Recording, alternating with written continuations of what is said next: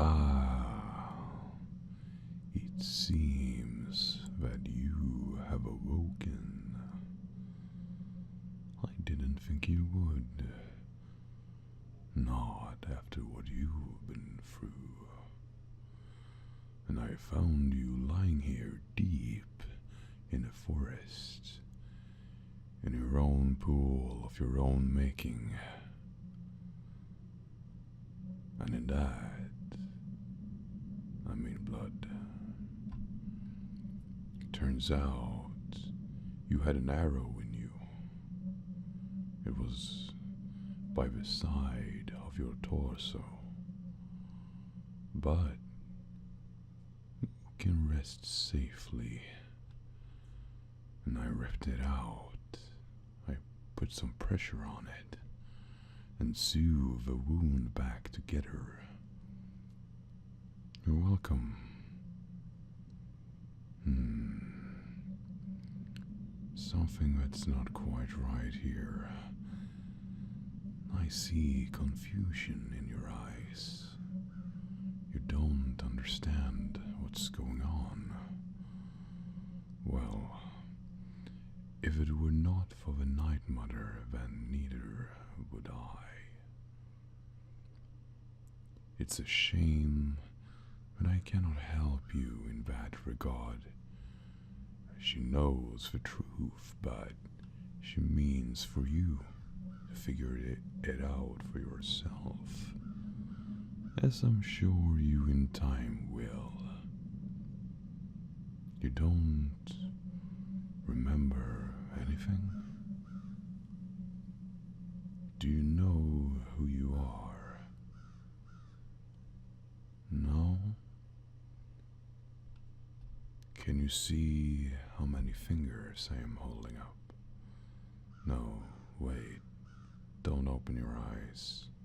Keep them closed. Might be for the better.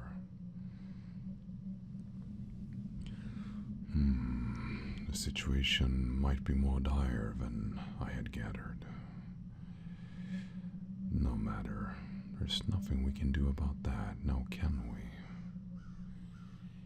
Maybe what you need is rest. You are safe here.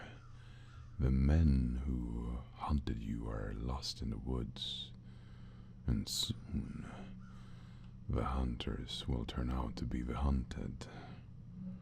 Don't you worry. Who I am? Well, it doesn't really matter right now, does it? But for now, you can see me as your guardian angel. Although, that's not how I would see myself. I'd say I'm too far on the deep end to be an angel of anything. I am afraid that I cannot really say much more than that. I don't think you are ready for the truth. Now see, I know what you have done. I know what rests on your conscience.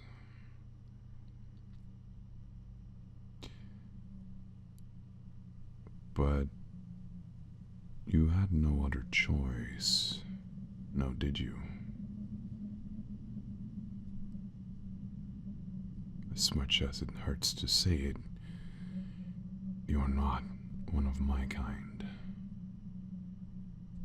A cold-blooded murderer. You are not. So maybe, when you finally wake up from this dream world you are living, and you see it for what it is, a harsh reality where no one is safe, where no one has no worth, and where death is the only escape. My only escape. I ramble. You don't have to worry about me. See, I lived, and I have unlived for so long, but my cynical view of the world only worsens with time.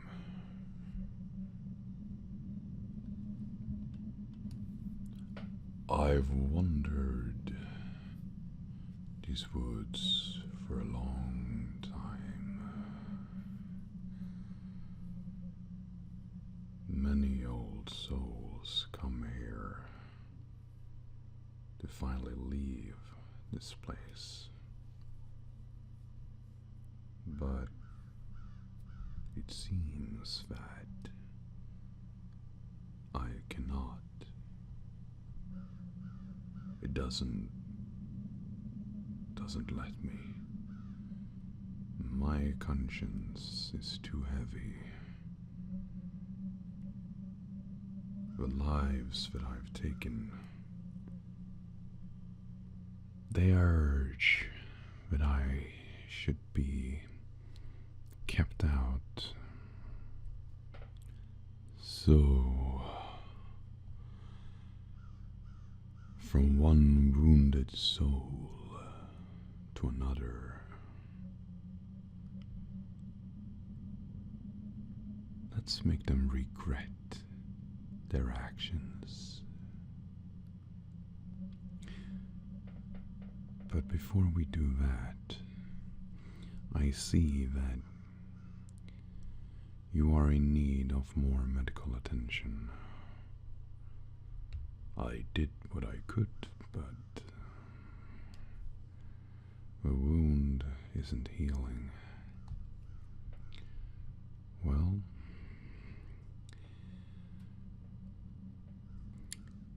it seems that Lady Fortune smiles upon us this night.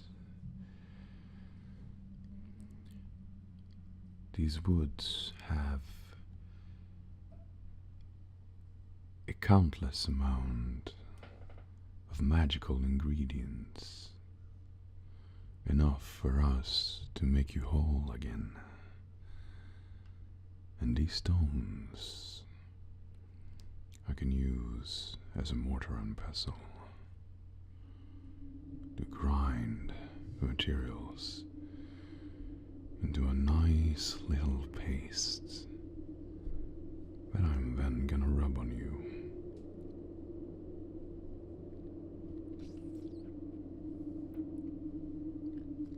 Just wait for a moment until I gathered all that I need.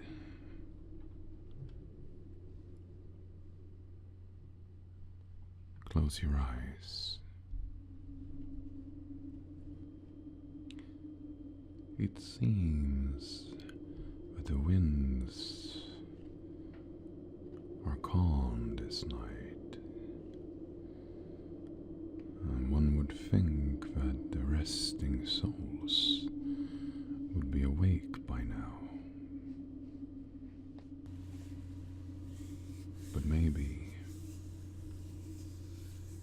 they also know the truth, and that they should leave us alone.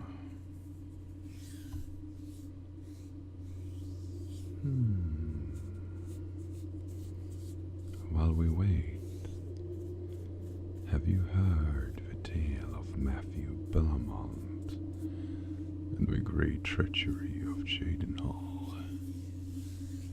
Kill a boy's mother, and vengeance festers in the sun.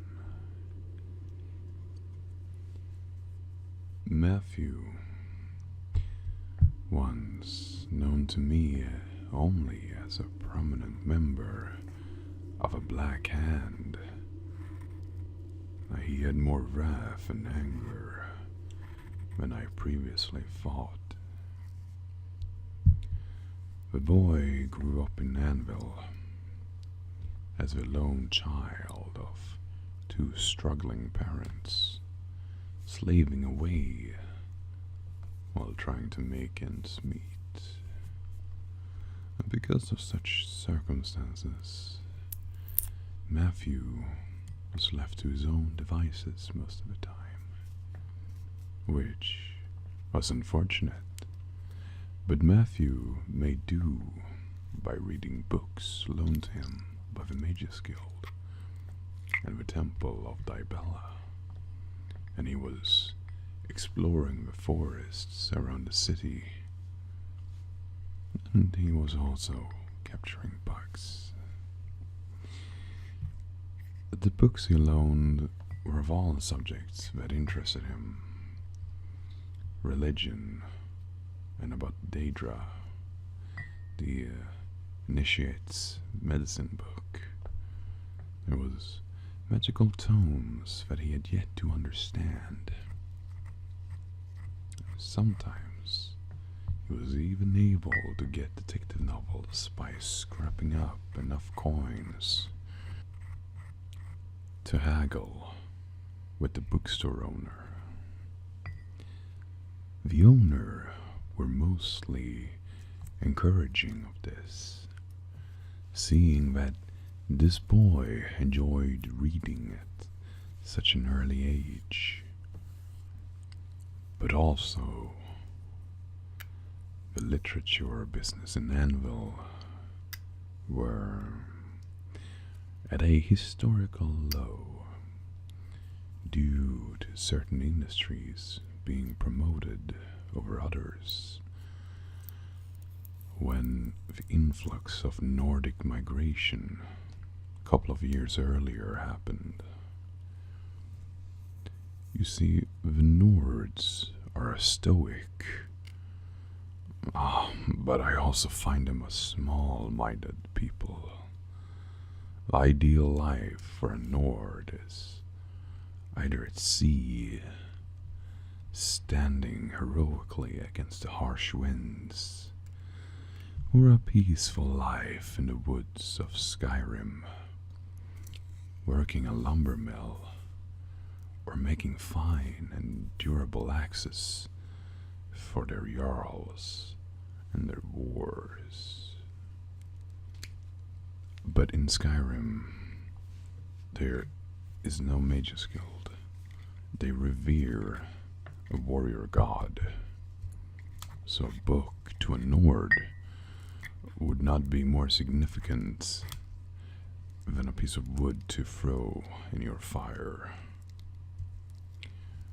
I shouldn't waste your time, but following the events of a Nord migration, Matthew would find himself more and more isolated from his friends. He didn't have many to begin with, but they would exclude him from games they played. They would call him names. They would insult his Breton heritage. 2 years of torment left Matthew completely alone. All his friends had either moved or joined the other side. His father were laid off. The mines had run completely dry, and there was no prospect of finding any ore left. Working as a miner his whole life, there were difficulties finding new work. Most low-skilled jobs were already taken, so he would find himself at home, sitting at a table and drinking his worries away.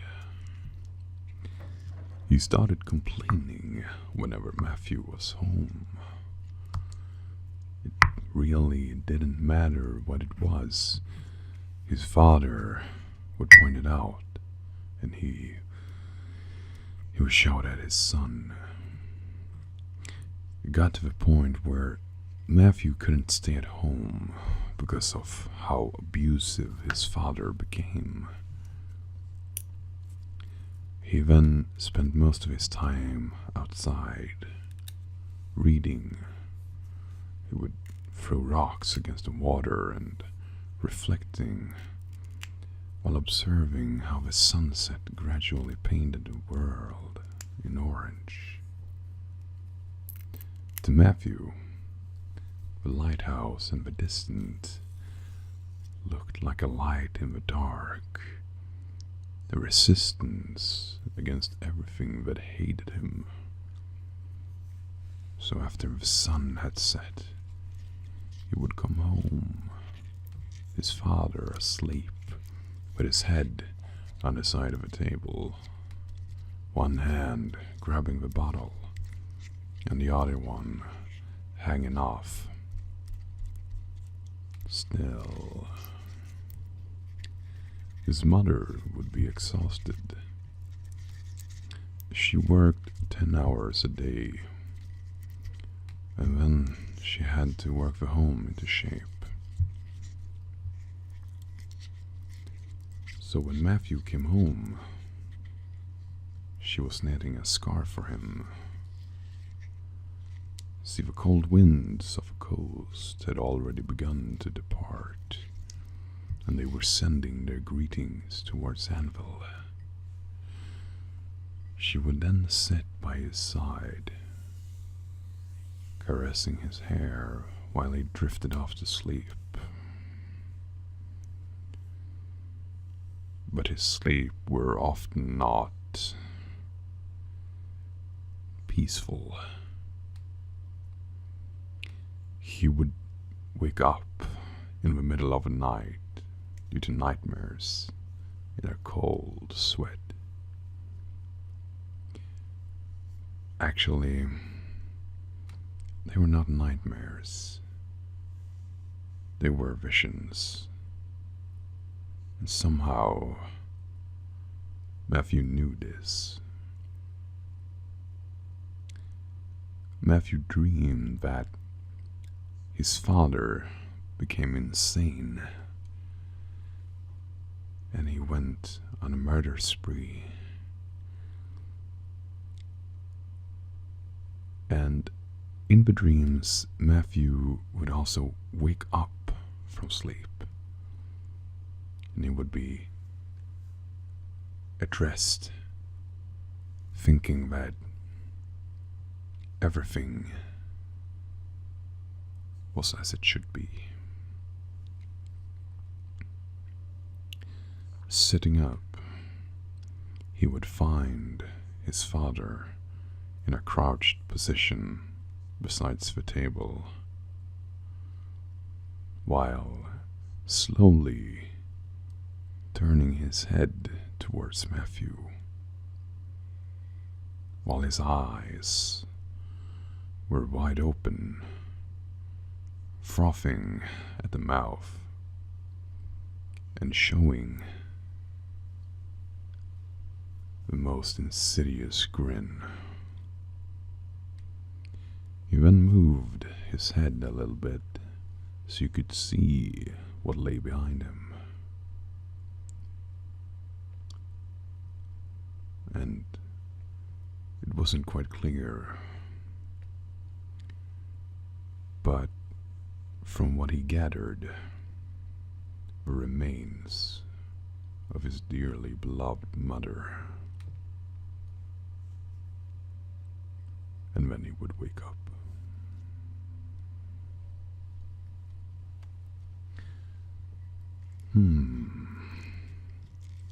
It seems that the medicine is done. We have to continue this story another time. I promise. You will know the end of it. And you will know what Matthew has done. In a way, he reminds me of you. Hopefully, you won't become as much of a monster as he would. But you never know. There's nothing such as eternal good, only eternal evil. And Matthew thought that he knew that. Turns out he didn't. So, I need you to remain completely still while I apply the concoction. Just remain like that. Great. You want to know what's in it? Well, actually, some of it is void essence. What that means is that you now have some of me on you. I don't know if you wanted to know that, but now you do. I mixed that with a little bit of wheat, some lying around cork bulb root, and blisterwort. But if you happen to find yourself in a similar situation, there are more ways to make a restoring concoction. You could use ambrosia, ash hopper jelly, blue dartwings, which are fairly common, also blue mountain flower. You happen to find those a lot. And, well, I wouldn't recommend it, but there's also charred skeever hide. Well, you see, somebody had the idea of roasting skeevers inside of a sanctuary. Let's just say that we had to evacuate everybody. And that smell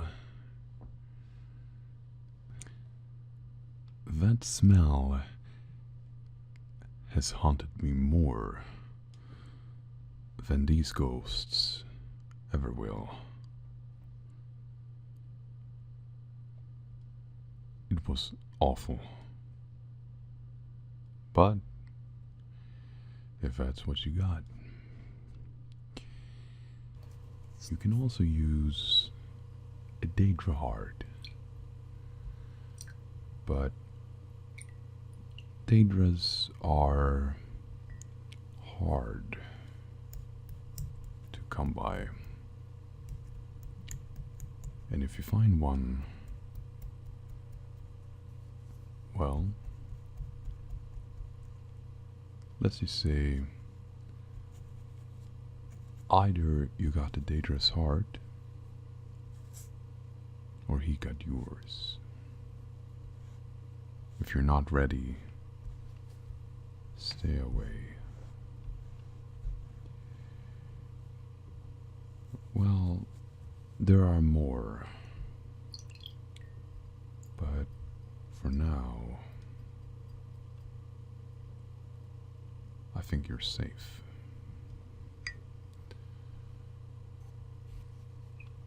I've done what I can,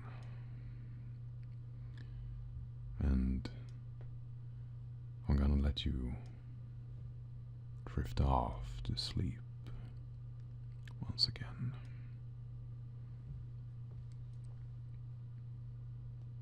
And as I said, you are safe here. Everything is taken care of. You have no worries. And I will be here.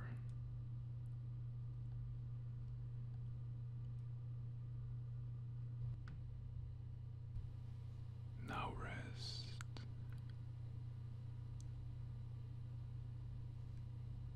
And let the Night Mother embrace you.